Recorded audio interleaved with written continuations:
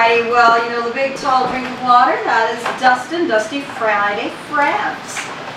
Dustin has long been a student of our great republic. Though in college he wanted to put action behind his words, so he joined the Marine Corps. And ultimately did a tour of, see, I'm used to the older one. It's bigger words. And ultimately did a tour of duty in Iraq with boots on the ground in a heated battle for the city of Fallujah. He has a dual perspective of our country, being a natural citizen by birth but having lived in different countries. At age 19, he served a 2-year mission for his church in Taiwan and is fluent in Mandarin Chinese and studied at the university with a major in criminal justice. He is proficient in custom robotics programming and alternative energy research. He was a Navy counter radio and electronic warfare top student and is credited for saving his Marine Division's combat mission. He's a history geek with emphasis on ancient Israel, World War II, and the founding of America, which we both have in common. He is a well-versed constitutionalist, which is his favorite subject. Again, another thing we have in common. He has served in several businesses as owner-operator, including the 26th largest YouTube conservative media platform, and has a podcast media channel called The Edge. Dusty Friday is an avid Christian, ordained priest, and scholar of biblical works. He currently resides in Post Falls, Idaho, with his wife Tori and 7 young children. And it is my pleasure to introduce our Dusty Friday, who I miss. Shauna, thank you so much.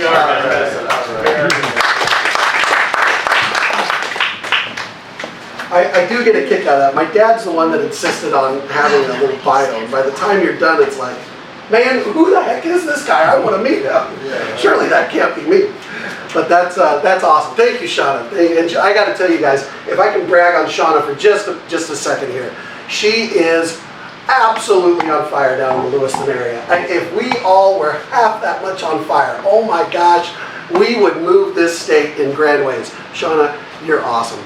So, okay, the first thing about where did Dusty Friday come from, I was down at college. I've never gone by the name Dusty my entire life. I was always Dustin. Down at college, one of my buddies pulled a practical joke on me and did it under the name Dusty Friday.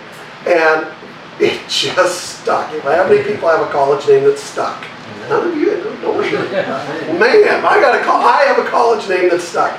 And it was Dusty Friday. I've loved it ever since. I've used it from time to time, so that's where that comes from. So before we get started on the talking about the Convention of States, so this is a multi-purpose meeting. Number one, we are here to teach some new people about Convention of States. But in addition to that, we're also doing this as an example, and we're recording this one as an example for future Cottage meetings of what they can be like and how we can get people in this state to move. And we'll talk a little bit about that as we go along. Why Idaho is a little bit of embarrassment with this. But with people like Shauna, like Eric, like the rest of you, Scott, I know you're just cranking on it, Paul's cranking on it, Crabtree's are working on it. I mean, we've got the east side covered over here. With this kind of leadership, we can get this to happen in Idaho. I really believe that. I really believe that. So let's go. I've got a couple of things, 2 short little videos. The first one's from Ronald Reagan, and it talks about, I'm going to let him say it because no one says it quite like the big R. So, Ronald Reagan. Okay.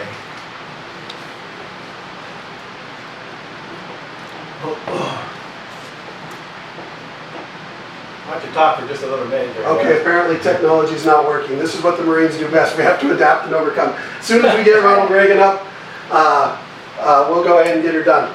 But what we're looking at here, why are we even here? Why are we even considering this? We look at our country and we go, okay, we've been around. We existed as a confederacy under the Articles of Confederation for, it was like 10 years, not that long, and they realized we had a problem. So they founded a new document, a new government, and that has worked. They shifted the balance a smidge, and that has worked for 250 years. It produced the richest country in the history of the world, the strongest military in the history of the world, the fastest advance in technology in known history. And I say known because there's some weird things out there that's like, where'd that come from? We call them out of place artifacts. They're really interesting to study. But in the known history, the fastest advance in technology, how many years ago did cell phones not even exist? How many years before that did the internet not even exist? How many years before that did the phone, the radio, the car, electricity, this stuff where we all did without for thousands of years of recorded history, and it's all come about in the last 150 years. Blows your mind what's been done. That's what we're trying to preserve. What our founding fathers did was incredible, and it shifted just a little bit. We ready for the big R? Let's do Ronald Reagan. Well, okay. Oh, let's do break or collapse first. This is why we're here, and then we'll do Ronald Reagan right after this. Well, let's see. Go ahead there, Dan. Well, Oh, this is Ronald Reagan. yeah, it is. Oh man, we're having all kinds of time. So for those who It was all watch, working just before. for those who watch this video a little later on, you're going to learn you don't have to be perfect to do this. I'll go ahead and do. Can you get the volume, or do we need to? You want me just to quote it? Wow. I promise. We practiced this last night and it worked perfect. So I don't know why this always happens, but I swear it does. Technology fails at the. So I actually just while we're waiting for this. Good dress, poor performance. Yeah. I think Murphy followed me here. He did. He comes in. There was who was the Apple CEO for all those years? Jobs. Yeah, there's Steve Jobs in front of 1,000 people at an auditorium demonstrating the iPhone 6 or whatever, and he's trying to get online. Everybody's online, jamming up the system, and he can't do it in front of 1,000 people debuting, and he's like, can we get everyone on there to get off? All right, here we go. Go ahead, Dad. Okay. The United States Constitution was written to form a more perfect union that would enable checks and balances to prevent a bloody revolution from being a necessary measure to abolish tyranny. Excellent civilizations rise and fall. Must be a civilization that saw the cycle of collapse coming and broke it. This is what's so impressive, is when our founding fathers came here, and other civilizations attempted to do this, but we were the ones that really got it successful, and that was, how do you have a change of power without a bloody revolution? They figured it out. Everything was fine under the Constitution until it went from John Adams to Thomas Jefferson. Radically different thinking, and everybody went, okay, here's the test. Are we going to transfer power? And guess what? Adams was voted out, Jefferson was voted in, and the country said, yep, let's do it. And from then on, we have hummed along as a good system. But here's what Ronald Reagan said. President Ronald Reagan once said, "Freedom is never more than one generation away from extinction." That statement is more true now than ever before.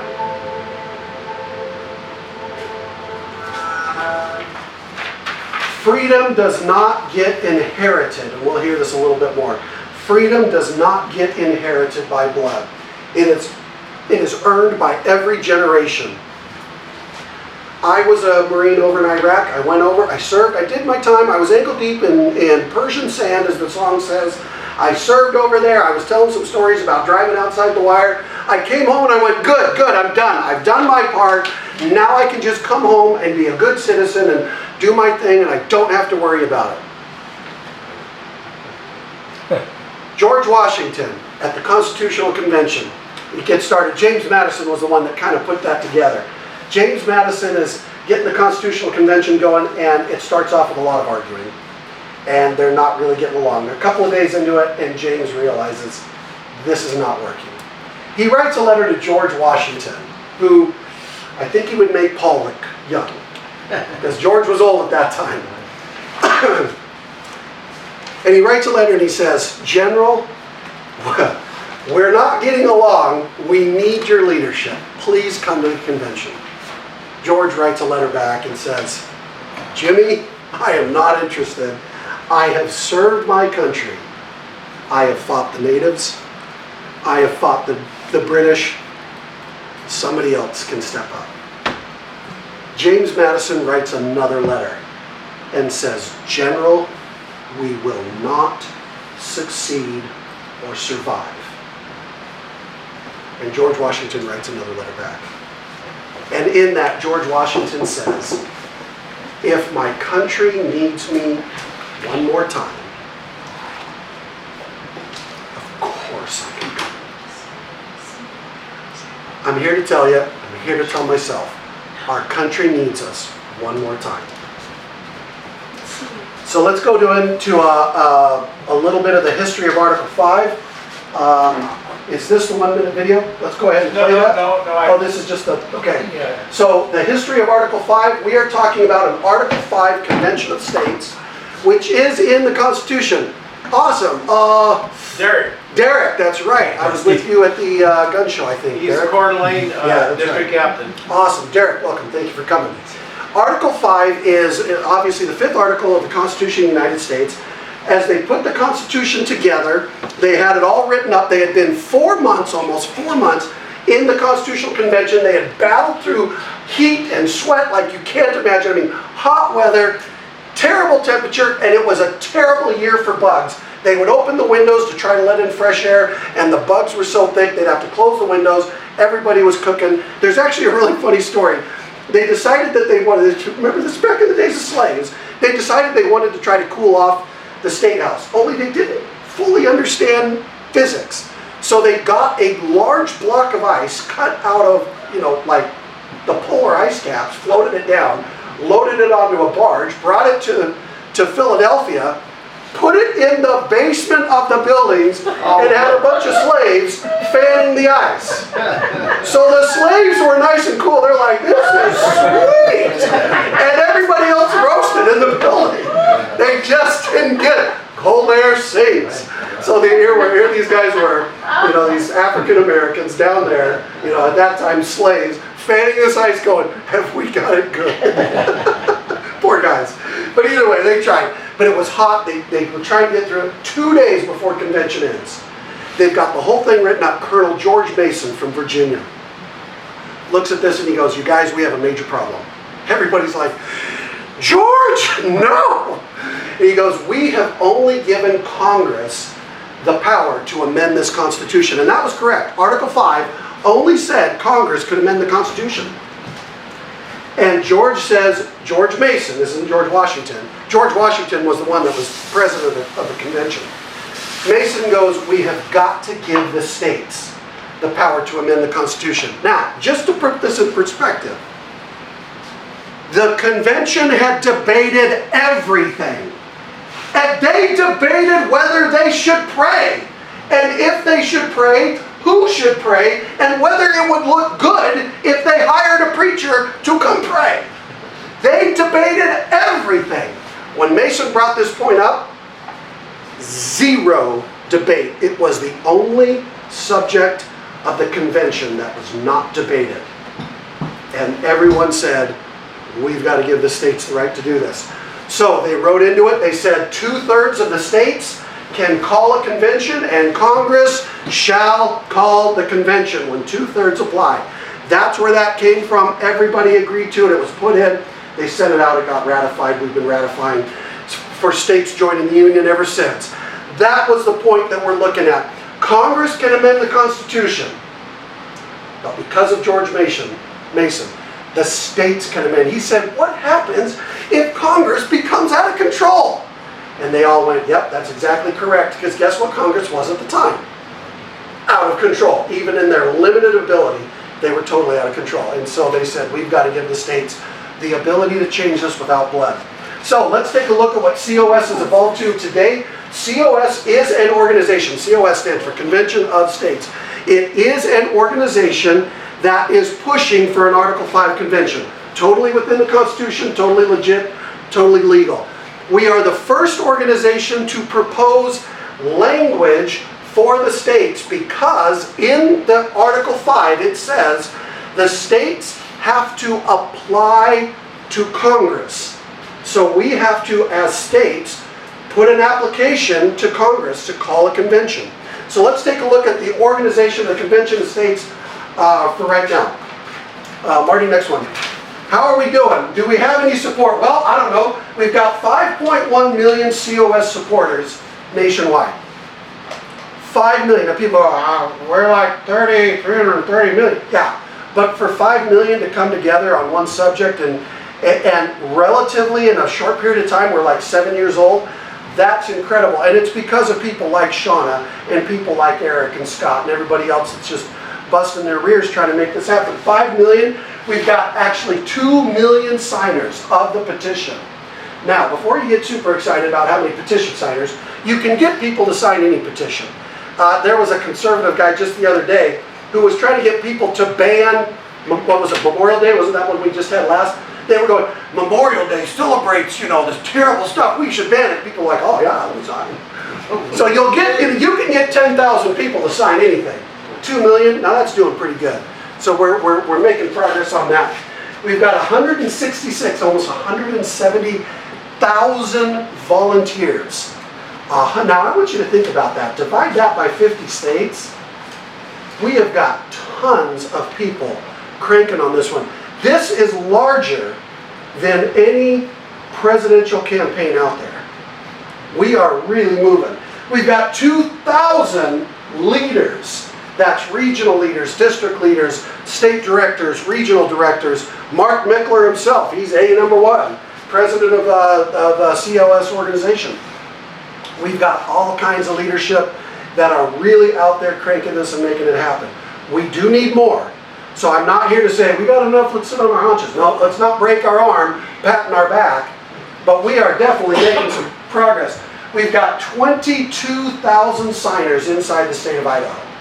That is the single largest Idaho state petition in the history of our state, 1890 to today. We've never had a petition that's gotten anywhere close to 22,000 signatories.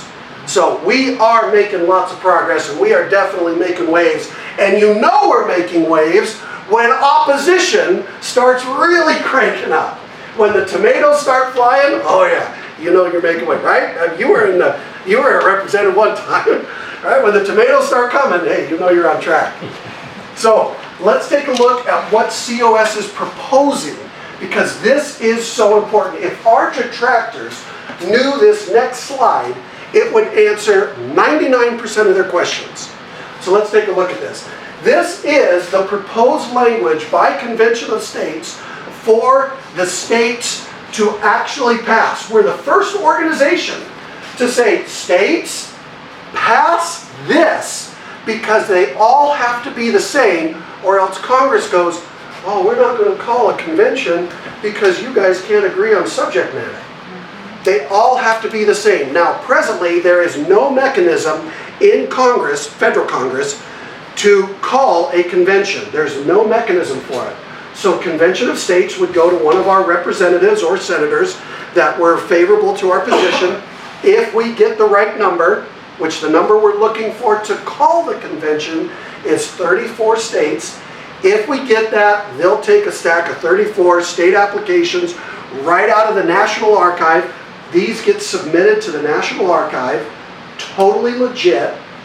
And he would go, Mr. President, if he was in the Senate, or Madam Speaker in the House, I have 34 states with signatures and applications. We shall call a convention. Get it done. So that is how we're looking to do this. Here is the important part of the application. Starting off at the top, we've got whereases. Anybody here a lawyer? Anybody a lawyer? Oh, praise the Lord. Whereases is just that's where lawyers go, this is what we think. Oh, that's awesome. I'm glad you think that. But, yeah, here's our idea. So the important part is Section 1 and Section 2. This is actually what's enacted. Section 2 just says, once this is passed, the governor and the Secretary of State or equivalent officer of the state shall transmit this to Congress and to the other states to let them know we want to do this. So our state, Idaho, has had 15 of these show up on their desk saying, we want a convention. So but the important section, the real important section, is Section 1. So let's take a look at Section 1. Here's what it says. The legislature of the state of, fill in the blank. In our case, it would be West Virginia. Idaho. Wait a minute. No, Idaho. State of Idaho. Hereby applies to Congress under the provisions of Article 5 of the Constitution of the United States of America for the calling of a convention of the people. Oh no, that's not what it says. A convention of states. Oh, Number one, you are going to hear people, we'll talk a little bit more about the detractors and what they say and the common questions we get. But the biggest one is, oh my gosh, what happens if it's a convention based upon populace? Our application prevents that. It calls it specifically a convention of states. Idaho gets one vote. California gets one vote. I don't care if they send 55 delegates. They get one vote. Idaho, that's how we've done conventions. We've had it's like 20 or somewhere around there conventions since the inception of the colonies to deal with different things. The Constitutional Convention only being one, and in it, every state had one vote. So the first thing to know is, people go, oh, it's going to be a convention of the people or a convention based on populace. And so Idaho and Wyoming and Nebraska will be overrun. It is a convention of states. We will also then talk about the 3 limiting factors that we are going to limit our convention to. I'll briefly address them here. We'll get into them in just a second. But proposing amendments, remember, a convention does not amend the Constitution. It proposes amendments to the Constitution to impose fiscal restraint. Okay, again, if you're a lawyer, that means a balanced budget. Okay, we have got to get Congress to balance the budget. Last night when we were doing our dry run, I came up with this phrase. I don't even know it was me. I'll credit God for it, because it was brilliant, because it was not me. But I was like, any of you have to balance your budget, and guess what you can't do that the federal government can? You can't print money. You're telling me they can't balance a budget and they can print money?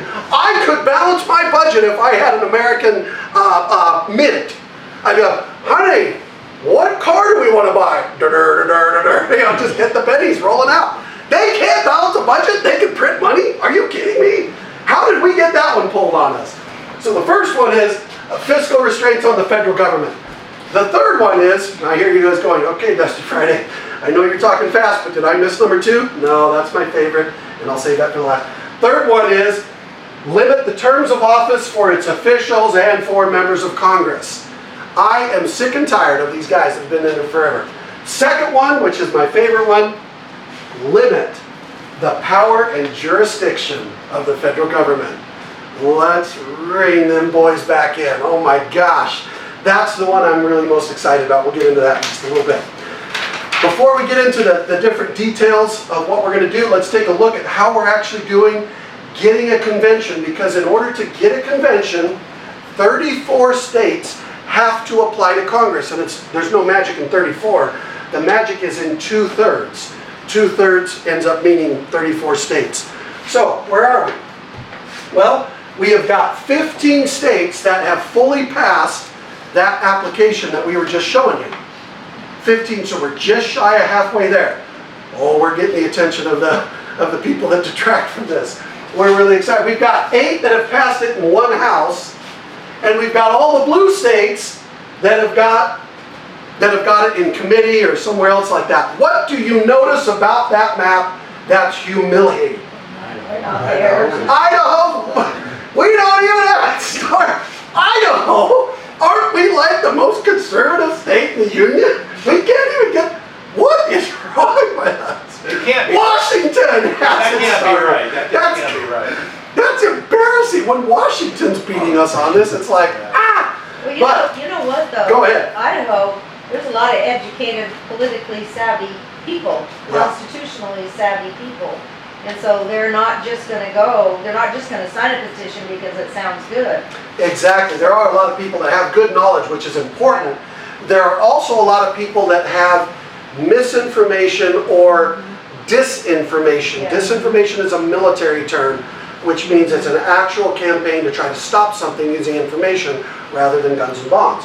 But the fact is, we're just shy of halfway there, and we are making progress. So, we've got 7 years. People go, well, why does it take so long? You guys, in 250 years, we have amended the Constitution 27 times. It's supposed to be slow.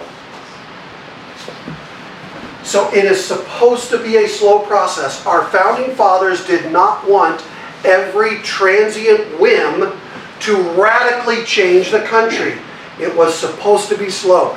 These processes are designed to take a decade or better. The theory is, if it's that good of an idea, it shouldn't matter if it takes 10 years. That's the theory. Frankly, I agree with that. I don't want a bipolar country that's every time we go, we got a new idea, boom, we go jump there. Let's keep it nice and slow, let's stay to the task, and let's long game it. This is what the progressives have beaten the conservatives on, is the long game.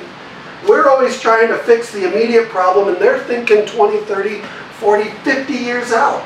We're being long gamed, and that's the problem. If we're playing chess, and I'm thinking about my next move, and you're thinking 3 moves ahead, who's going to win? Every time. Every time. So, this is the next one. This is the important one right here. Next slide, Pops. Okay. Marty's my dad. I call him Pops. Sorry, Marty. Father, please advance. By the way, I should have worn my red one so it would match. You know, so anyone that was confused. You know, father, son. Is there a likeness? How can you help? This is the most important thing. Okay, we've got lots of room for help. Everything from something, and I hate to use this term as simple as, because it makes it sound like it's the least important, and in my honest opinion, it is the most important. The prayer team. I am an honest believer in prayer, and it really grinds my axe when I hear politicians saying things like, thoughts and prayers are not enough anymore. Excuse me, I'm sorry, that's God. And if you had any idea how powerful he was, thoughts and prayers, that does change the universe. So I am a prayer believer. I believe in the power of prayer, the strength of prayer. It changes lives, it moves mountains, it stops rivers, and God willing, it can save our country. So I am a full believer in the power of prayer. We have things like social media warriors who go out on social and just post and just say, hey, COS is a good thing, I love it. Now, if you post that, what's going to happen to your retweet? You're going to get tomatoes. And if you get tomatoes are, those rotten red things. Right? Tomatoes. If you get tomatoes, that should tell you something. We should quit. Or we're on the right track. Okay? So social media people going out there and just trying to change the tide of opinion. Remember, there's 2 court systems in the United States. The actual court and the court of public opinion. Which one, as a former representative, would you rather be tried in? Yeah. If you can get the court of public opinion on your side, it sways everything else. You know, you may have a more fair chance in the actual courts, but the public opinion is what changes. That's what social warriors do. There's things like door knockers. We call them, what do we call them? Not streetwalkers. Block walkers. Block walkers. Okay, anybody watching the video, do not use streetwalker. Yes, convention is stage. We support street walking, ladies. Get those legs up. No, hold on, I should fix it. We're going to cut that one down. Okay, ready? Cut. Let's try again. Take 3. Oh, it makes it real. Come on. Block walkers, which are basically these people knocking doors, leaving pamphlets. Remember, if you teach someone to do that, remember to tell them, don't mess with the U.S. Postal Service. That is an actual federal offense. We can stick flyers on doors, under doormats, on walkway. Don't put it in the mailbox. That is a federal offense. That's the only thing we're going to keep in mind there. Let's see here. Next thing we can do, you can be a petition signer. Get people to sign the petition. Representatives and senators respond to that. They recognize the value there. That is so important. Tell your state legislature, send them notes, send them videos, handwrite the notes so they see your handwriting and know, Paul wants me to do this.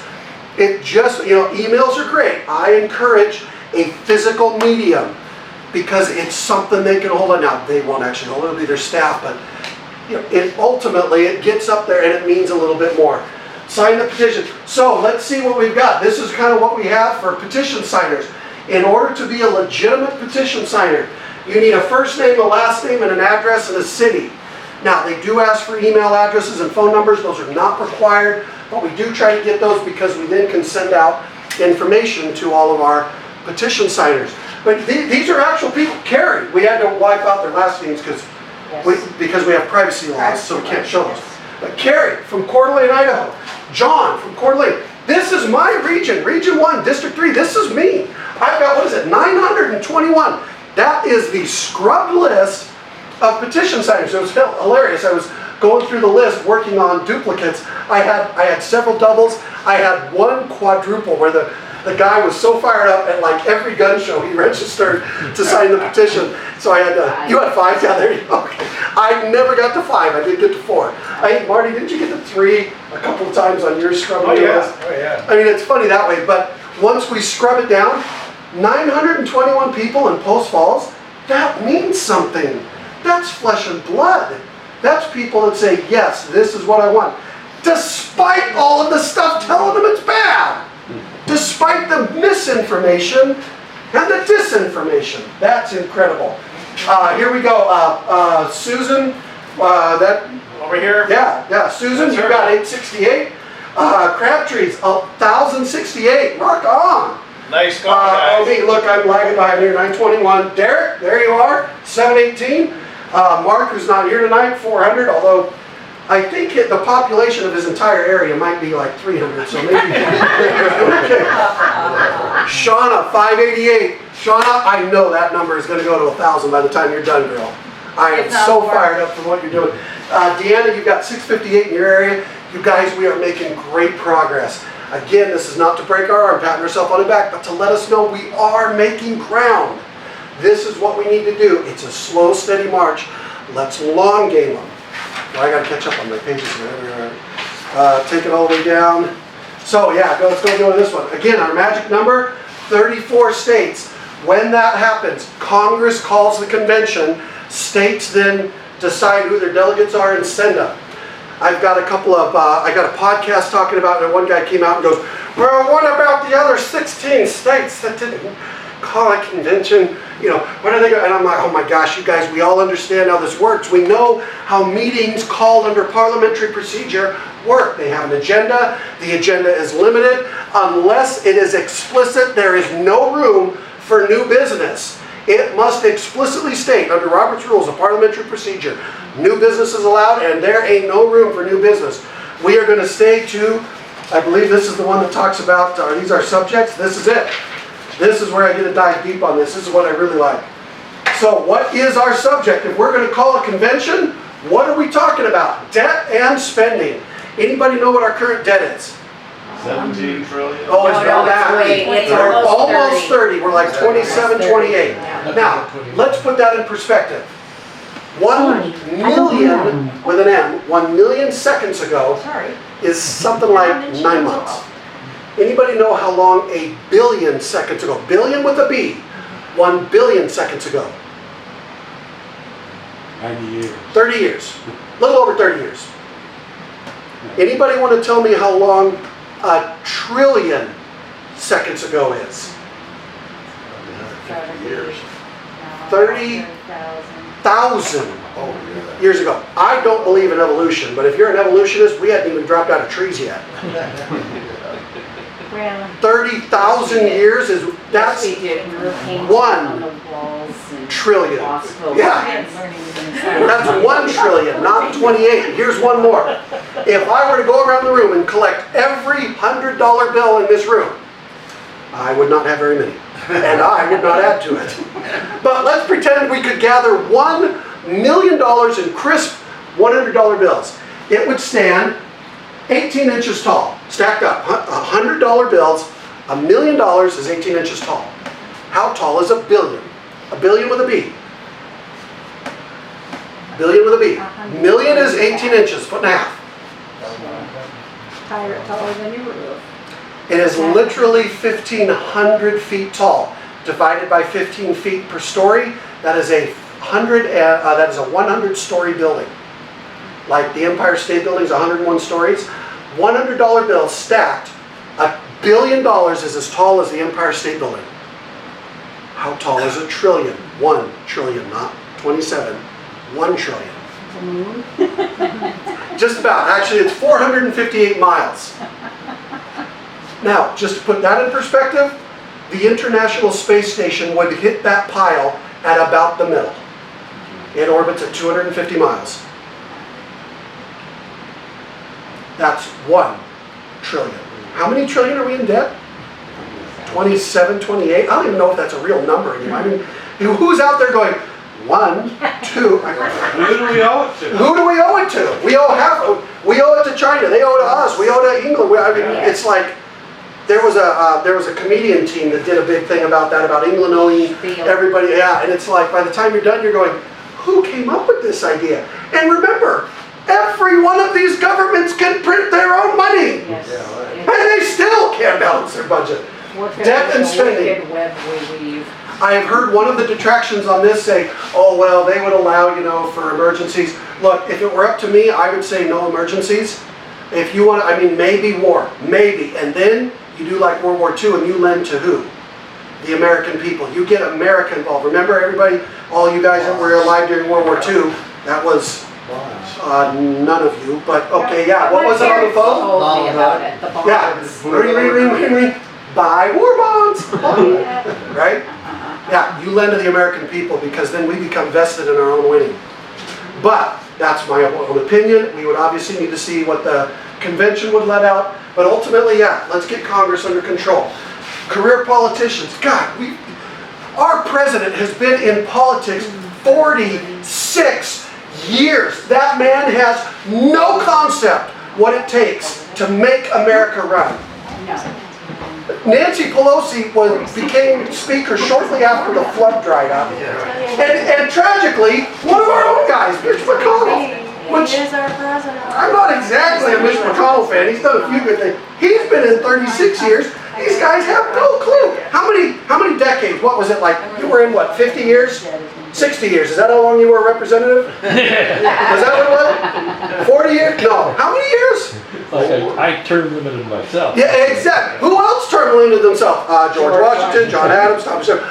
Oh, all the guys that we respect. And these guys, no, it's important for me. Oh my gosh.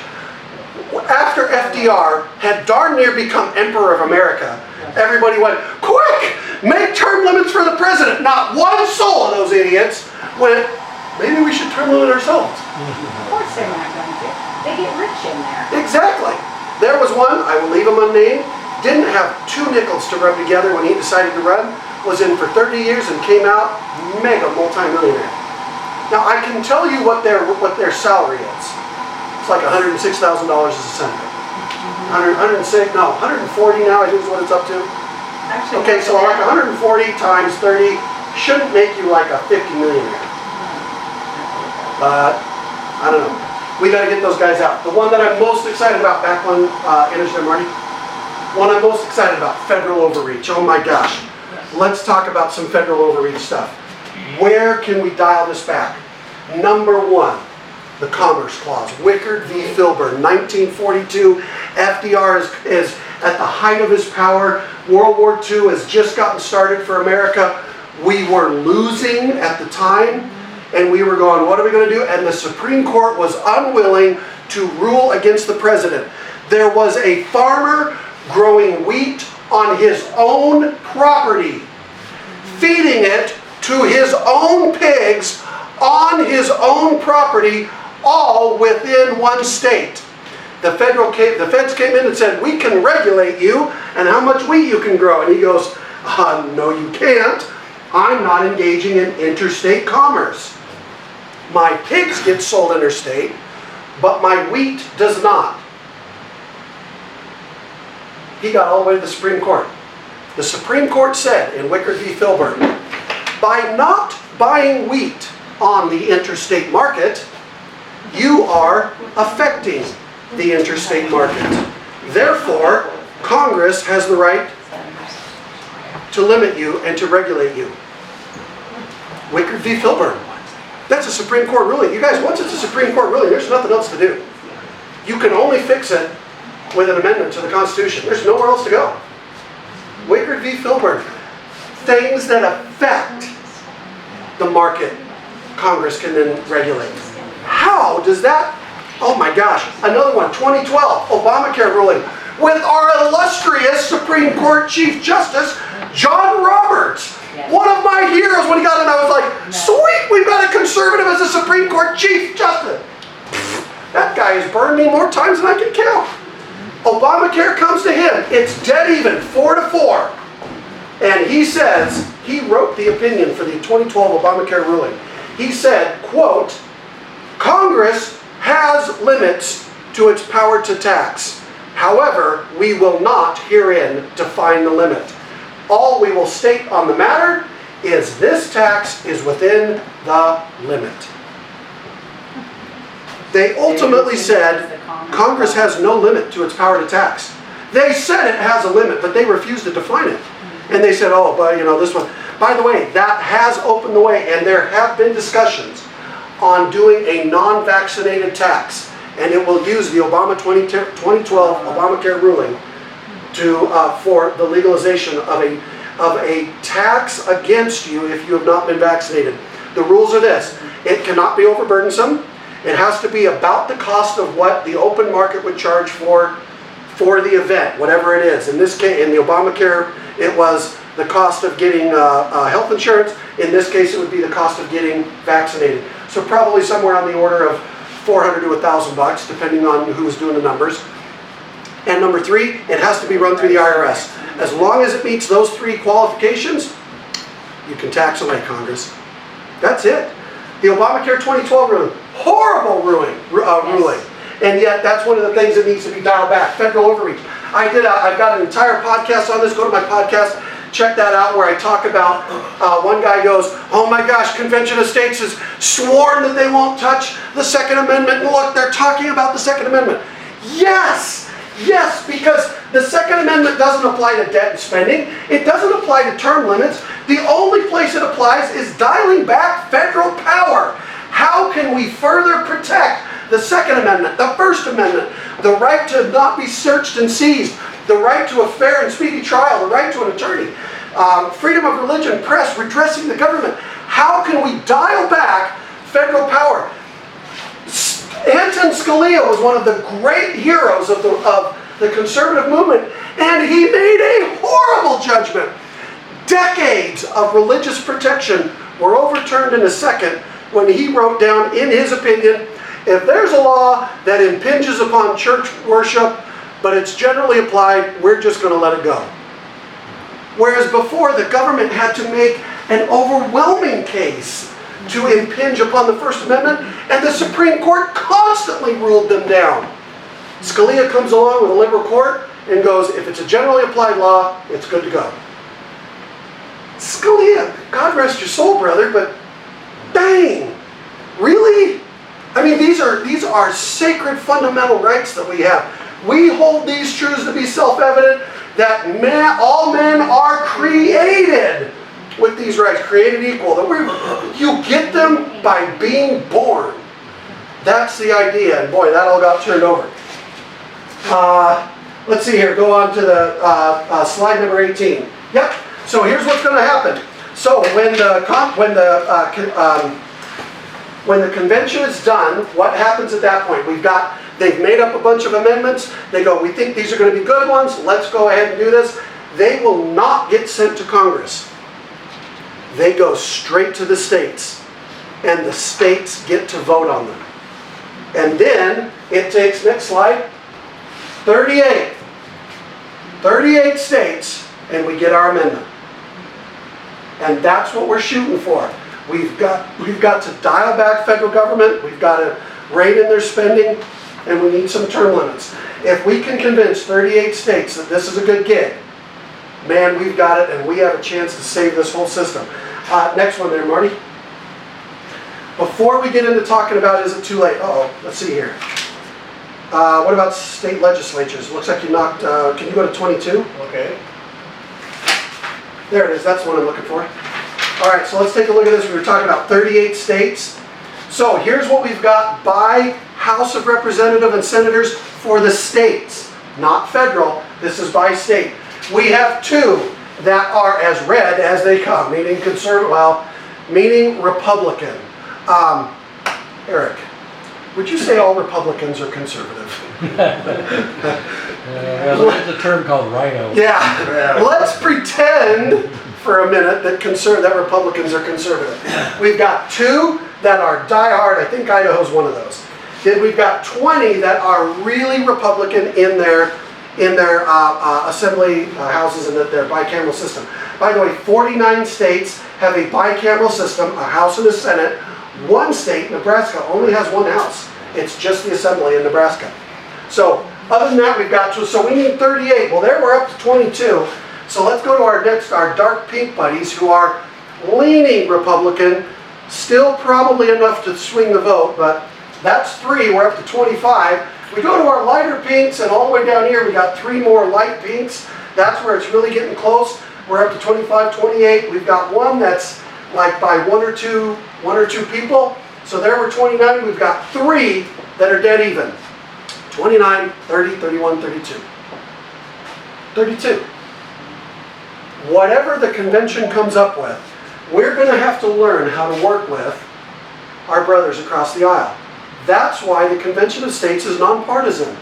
We do probably have a conservative lean, but we are nonpartisan because if we want to get these passed, we have got to make it sensible to our Democrat brothers and sisters that are at least willing to look at things and objectively view ideas, who probably have similar morals but are of the Democratic Party. I don't think we will ever get the far progressives to come to our side, but we don't need them.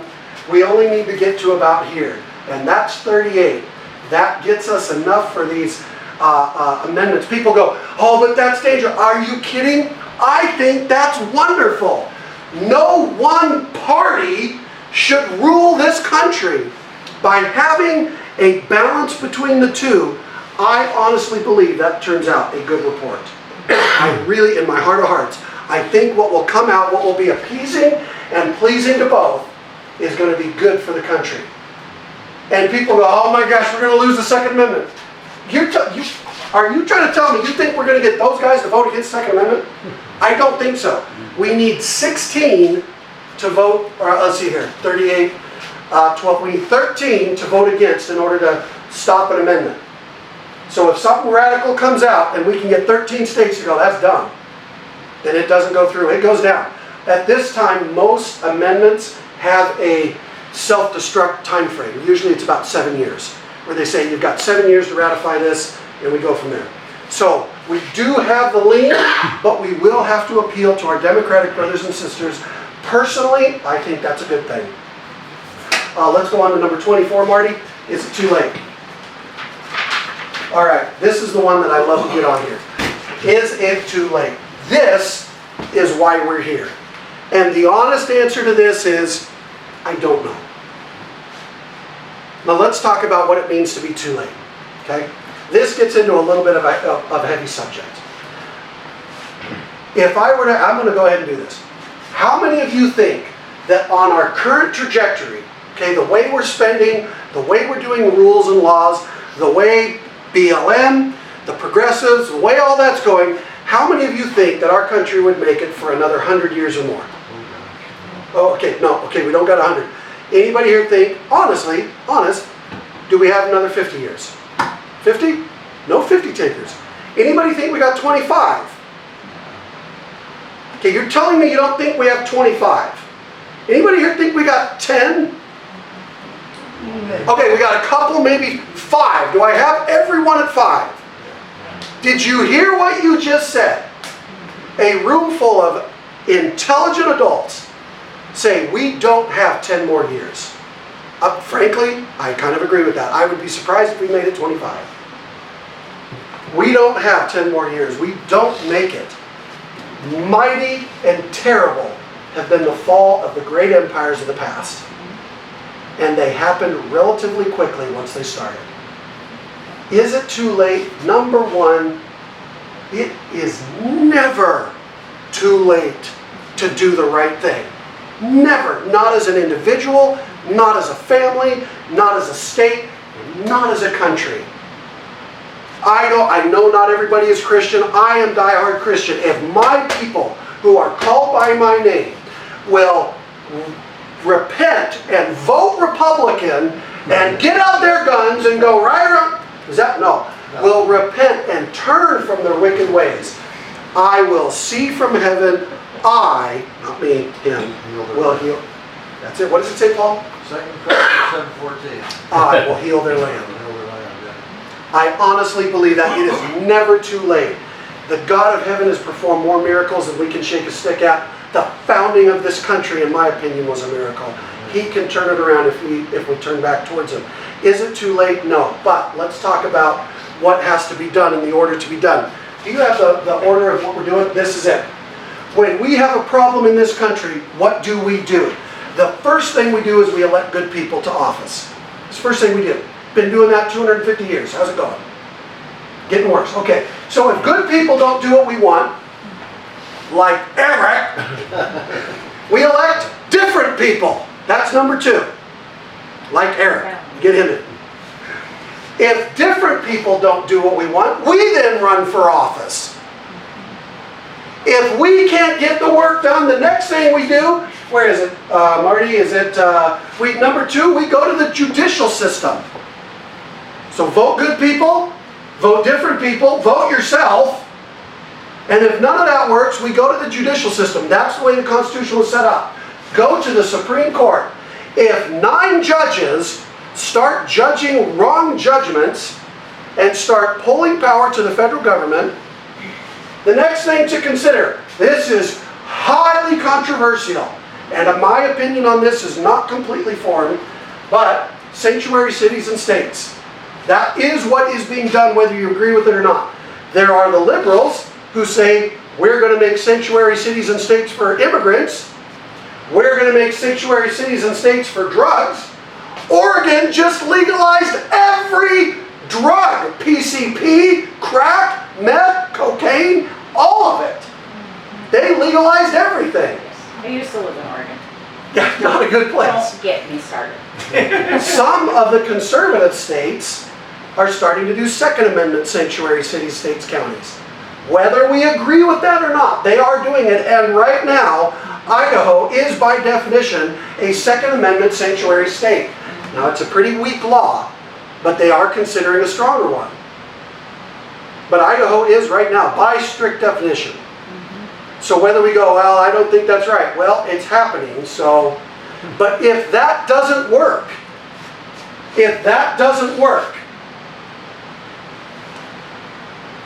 the next thing to do is we have to change the Constitution.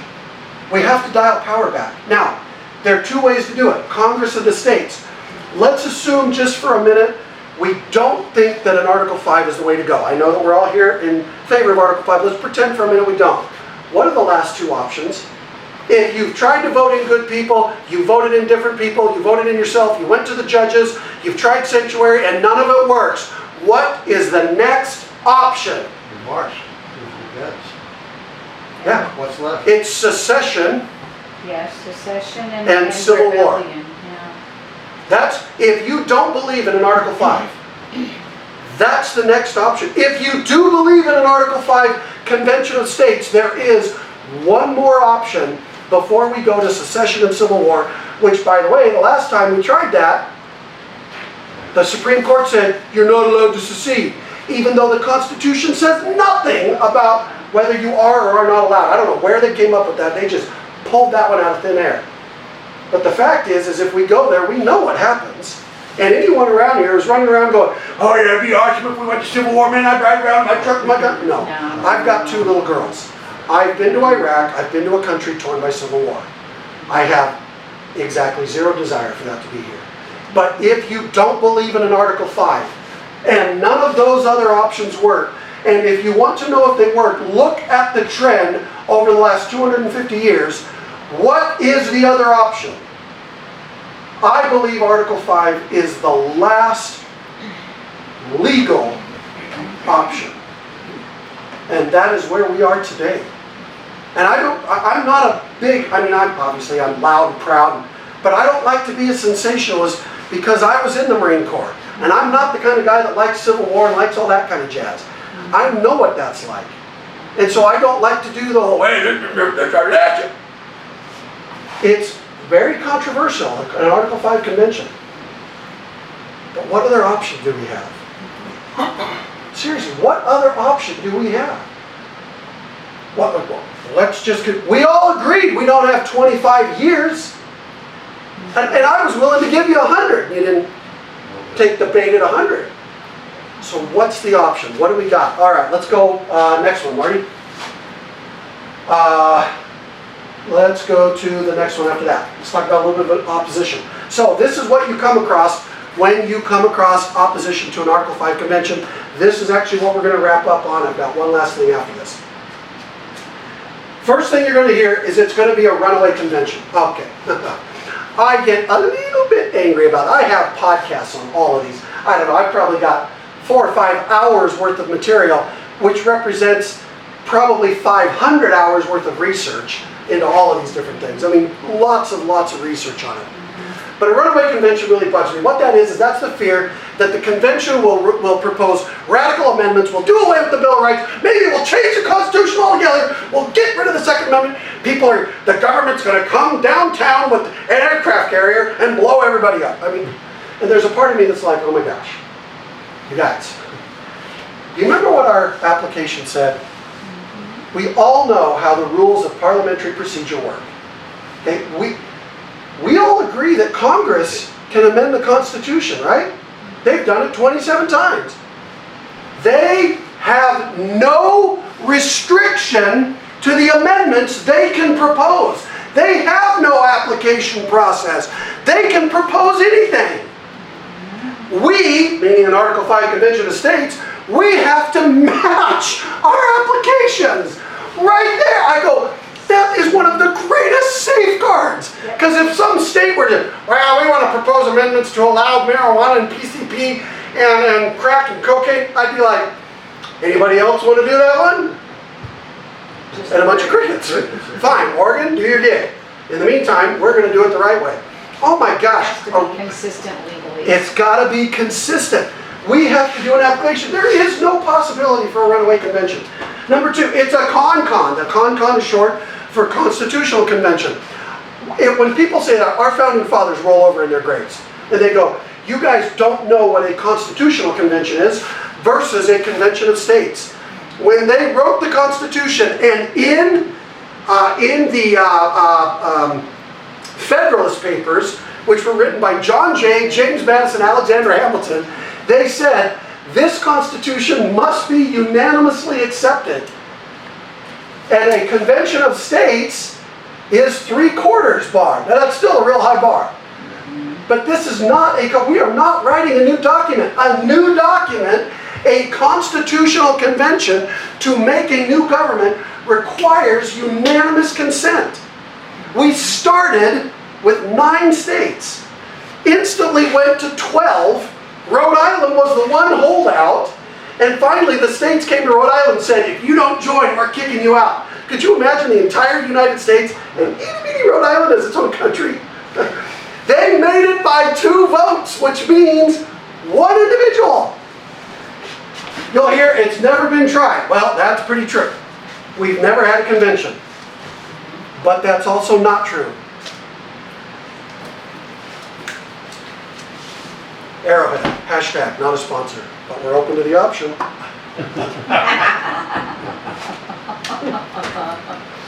That ain't fun. It's never been tried. That's not entirely true. Of the 27 amendments we had, full on 15 of them got within 1, 2, or 3 states of actually calling a convention during different time periods. They didn't get a convention called because Congress panicked and passed what the states were trying to do. The Congress was like, the states are going to kill us. And so they ended up passing 15 of the 27. So we've gotten close, and we've put pressure on Congress. This time, Congress, it's on. We're bringing a convention. Go ahead, try and stop us. We'll lose the Second Amendment. Oh my gosh. Find me 38 states that are interested in getting rid of guns. I can think of 5 off the top of my head. And they probably would pass that. But Idaho would be standing there going, not only no, there are ladies present, I won't finish that statement. COS is not safe. Oh my gosh, goes back to our applications. What we are proposing is more safe than Congress, which has done 27 amendments. How many did they propose? What's the number? I always forget. Is it 150? 200? How many amendments have they proposed? Is it 400 or what is it? Well, they've had over 11,000. They've had 11,000 that have entered. Right now in Congress, there's 32. Yeah, and they've done all of them, and nobody batted an eye. No one batted an eye. We go and say, hey, let's do it in a more safe way with the states, and everyone panics. Okay, that doesn't make any sense. I love this last one. We can't have one because of COVID. If I had $1 for everything that was blamed on COVID, I could support COS all by myself. We would have a lot of dollars. We'd probably have that, what was that, 450 mile stack, you know? I mean, for heaven's sakes. All right, so, people ask, what good will it do? Well, the bottom line is, I don't know. But I know where we're going, and I know what happens if we don't do anything. Now, is the don't do anything argument a good argument? No, it's not. And I've heard people say it. I go, all they say, they're trying to fearmonger and say, we don't do anything. We know what happens if we don't do anything, but that's not a good argument. The argument is we know where we want to go. And you guys, if let's pretend for a minute, we call a convention, we get some good conservative, good moral amendments to come out, they get ratified, boom, we've got the power back from the federal government. Guess what our descendants would have to do in probably less than 250 years? Probably a lot less. They'd have to call another convention. Can you get out the Constitution? This is why. Everybody knows what the Constitution is. You can go to the National Archives, and this is the Constitution. This is what these boys wrote. This is what our country started on. 1787. That came out by 1789, it was fully ratified. In 2004, this is what it's become. This is not a joke, this is an actual book printed by the Library of Congress. That's right. Pass it around. This is as the Constitution is. How many pages is that? I always forget. 2,800? 2,800 pages. Wickard v. Filburn is in there. Obamacare isn't in there. That's 2004. Yes. Wickard v. Filburn, Roe v. Wade, all of those ones are in there.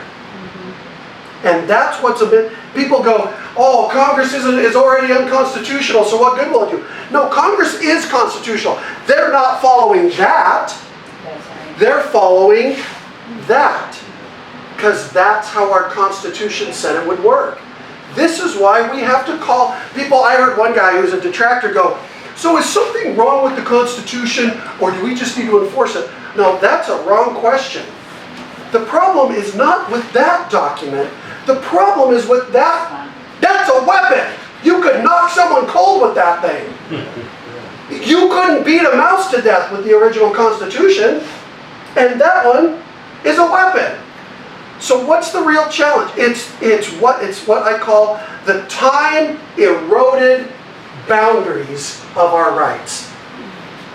Huge mountains over millions of years will eventually erode to the valley floor. It is not because the stone is not sound. It is because the slow, eroding process of time beats out the impressive bond of stone. So too it is with our rights. They erode to the ground over time. Because of precedents. If we call a constitutional or a convention of states and we are successful because of precedent, our descendants will have to call another one in, I don't know, 50 years, 100 years. Thomas Jefferson said every 50 years the tree of liberty must oft be refreshed by the blood of patriots and tyrants. So at some point they will have to call another one. Who are they going to look to? They're going to look to the Crabtrees. They're going to look to Paul, Scott, and Deanna. They're going to look to Eric. Hopefully they get your name right and they don't follow my example.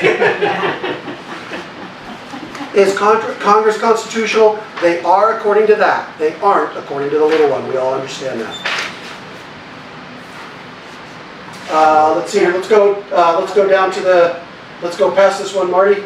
All right, again, what can you do? Sign the petition, get the word out, hold the Cottage meeting. We will be posting this online as a demonstration. We're also going to get it approved through Janice at the Idaho state level, and hopefully she can get it up to the national level. And this will be a kind of a template for future meetings, so we can know what it's all, how to do this. Ladies, become a streetwalker. Let's go. Scott, I want to see you showing off that letter. Become a volunteer. Help raise money for that thing. Idaho, right? Do we still have that $11,000 deal where it's matching? Yeah. Right now, every dollar that comes into the state of Idaho at the Idaho state level for COS is matched by a private $11,000 donor. That was awesome. So yeah, we'll get up to $22,000 for Idaho, not national, for us. Email or call members of your representatives and senators. We need administrative volunteers. Guys, there's lots of paper to push. Lots of paper to push. Run for local or state positions. We need people in local positions to start pushing back at this, and we will push back and take back one step at a time. World War I, trench warfare, horrible. They measured progress by feet. Wow, we had a great day today. We took 25 feet of land in Europe. But you know what? Who won that war? I love it. There's a shirt I want to get that shows the big, like boxing champion, and it says, United States of America, 2-time undefeated World War champs. Oh, yeah. That's right. Wait till we knock those boys out. Last one, join other organizations, and we're serious about this one. Join the John Birch Society. If we can't sway them, let's take them over. And I kind of am serious about that one. Get into people's rights. Get into the Freedom Man out of Southern. It's called infiltration. But you know what? We need good people in there. We need to start to sway opinion. We have got to get conservative organizations to come together. If all we could do is get them to stop resisting us, we would make huge progress. But right now, the left hand is tearing down what the right hand's doing, building a sandcastle. And guess who wins? The progressives. Idaho would be passed right now without interference. Montana would be passed. You know, we missed Montana by one person who was swayed by the John Birch Society. Man, let's get in there. Join them. I'm serious about that. They're the ones that are saying con. Yeah, they are the chief conservative group that's against a convention of states. Which the interesting thing is, 1983 and before, the John Birch Society was at least neutral, if not in favor of a convention of states, because their leader was shot down on that plane that was shot down by the Russians over Vietnam. Not Vietnam. What was it? Korea. So, Marty, we're going to end on this, you guys.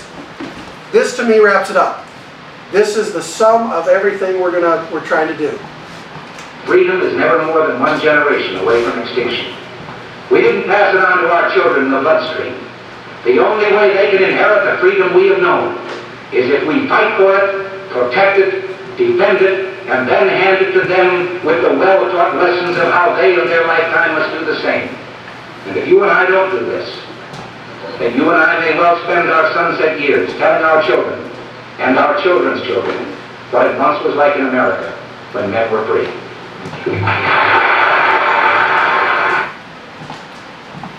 In the 85th Federalist paper, or it's the 85th, it was John Jay. He was quoting Henry VIII from Shakespeare, Shakespeare's Henry VIII, where he said, if we cannot come together, then it will be a great amen and a long amen to her glory and stature.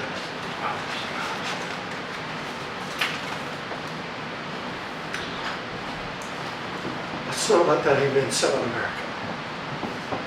Excuse me, guys. We had such a good deal given to us. Let's not let that amen settle in America. Thank you for coming.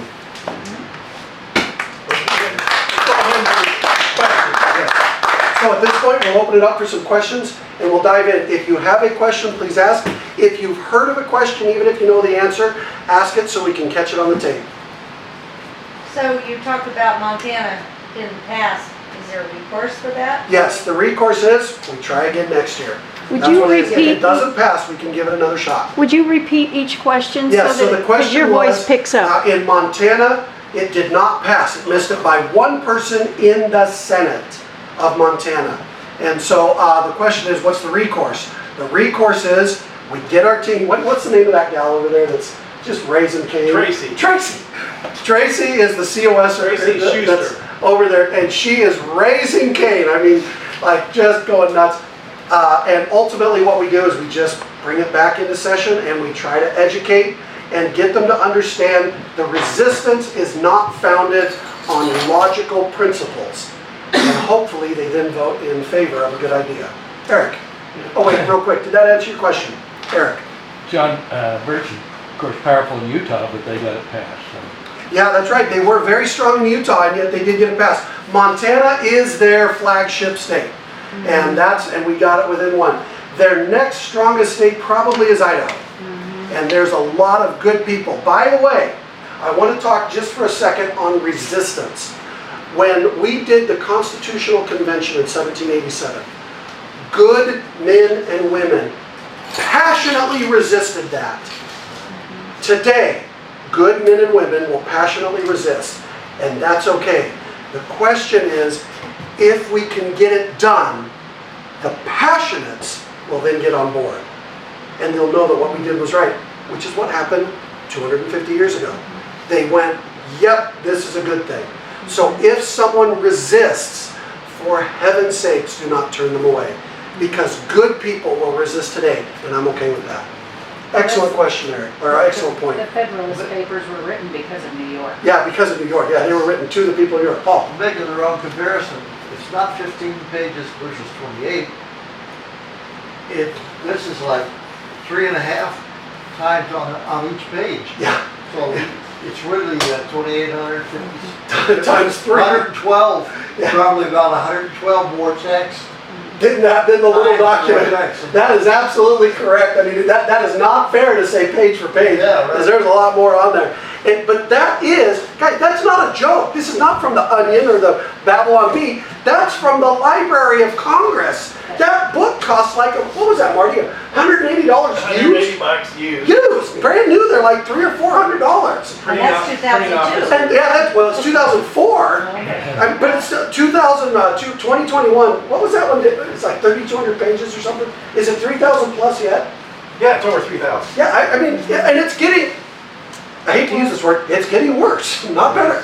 Well, it's, several things in there are like the proverbial frog in a pot. Because Exactly. each ruling changes that precedent in a Pot. So it was the proverbial, proverbial frog in a pot. Every ruling that is passed inside of that law book, yeah, okay, it erodes away every right, step by step that see, you this have. is the thing. There are certainly rulings that we could point to where it was kind of a big step, but no one ruling, no one law is ever solely at fault. If we were to go, which one ruling wrecked all of our freedoms, we would go, there isn't a one, it's this step by step. This is what I call the long game. Yes. They, whoever they are long gaming us. Yes. And this is exactly the point. Well, Obamacare was done a similar situation. It was actually started out as a law, a very small law actually for veterans. Yeah, exactly. And it had a different title, and it went through one of the branches, and then when it got to the Senate, right before they voted on it, they slapped all this new stuff in there, which was Obamacare. So they snuck it in, and then the only reason that it actually got put into law was because of the Commerce Clause. You can tax people Yeah. who don't buy insurance. Yeah. Well, since when? Yeah, this is crazy. If you, do you all remember? Forcing you to buy things. Same thing with this vaccine. Forcing Exactly. you to buy things. Since when? When was that ever allowed? But this is the exact, do you guys remember what Speaker at the time, Speaker Nancy Pelosi, was in her first speakership, what she said from the Speaker's chair? We have to pass it To find so we out know what's what's in inside. it. Yeah, right. Okay, when all of you were kids and your parents were alive, what would they have said to a Speaker of the House that said that? Would any of my grandparents or parents let that one slide? I'm a school teacher and I would say, read the directions. Yeah, seriously. But can they when it's a 2,000 or a 3,000? yeah. I've gone through some of these bills and they just blow my mind with that complexity. Yes, it's a muddle Yeah, at oh, the yeah. end because even inside of the bills, there are many conflicting statements. And they modify other bills. It's crazy what it I does. was a HIPAA administrator and that law is Oh, almost gosh. 550. And I had to read the whole thing and I was highlighting and refer here and refer there. And it was like big legalese, gosh. federal law. And Yeah, that's a I big did one. that because the HIPAA officer can go to jail if they have a If you breach. violate. Yeah, excellent point, excellent point. Any other questions that you've heard of or that you want addressed? Something you might even want to get on camera so that we can get an answer for that. Eric. Just wanted to mention that Rob Nadelson mentions that in Arizona, there was 8 legislators out of Idaho who went to Arizona for a balanced budget convention of states. Yeah. And I was fortunate to be one of them. But we put rules together for operating the convention of states. No kidding. There you go. I mean, there were 34 states, but Yeah, but you were starting to lay but kind of there some were groundwork. multiple states there, and Arizona's already passed it, of course. Yeah. You want to repeat that? Yeah, so Sum it up. Eric Redmond was a representative for a while from the state of Idaho, and he went down to Arizona and actually began setting up kind of the outline of what a convention would be like for a balanced budget. Presently, there are a couple of different COS organizations. There's BBA, which is a balanced budget amendment. That's all they want. There's another one out there that talks about term limits. That's all they want. There is one that is not our friend, and that is called the Wolf Pack, and they're what's called the 28th Amendment Project. They're trying to enshrine all the problems with recent voter fraud and the recent federal voter laws that were put in place for COVID-19, and they want to enshrine those amendment-wise into the Constitution. We do not want that. Our adversaries, try to lump us in with that group. Nope, we stand against Wolfpack and what they're doing. That's not where we want to go.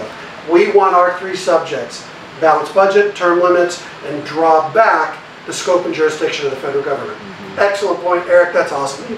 We are very blessed to have you here. Thank you for being here. Any other questions? Anything else you got? I know we promised you an hour and we're already over time. So do we want to go ahead and wrap up at this point? Marty, Cindy? I'm getting nods. Yeah, let's go ahead and wrap it up. If you have any other questions, stay afterwards. I'd be happy to chat with you. Other than that, thank you guys. Round of applause for everybody. Excellent job, you guys. Let's go out there and make this happen. Honor, you're rocking, girl. Before you guys go, I'm going to hand Thank you for watching that video. If you like that, remember to give me a thumbs up and subscribe right up here. For other great content, take a look at our recommended video over here and see our playlist right over there. Remember to go to www.dustyfriday.com for great memes, news, videos, and my podcast available on all major platforms. Thanks, and we'll see you on the next one.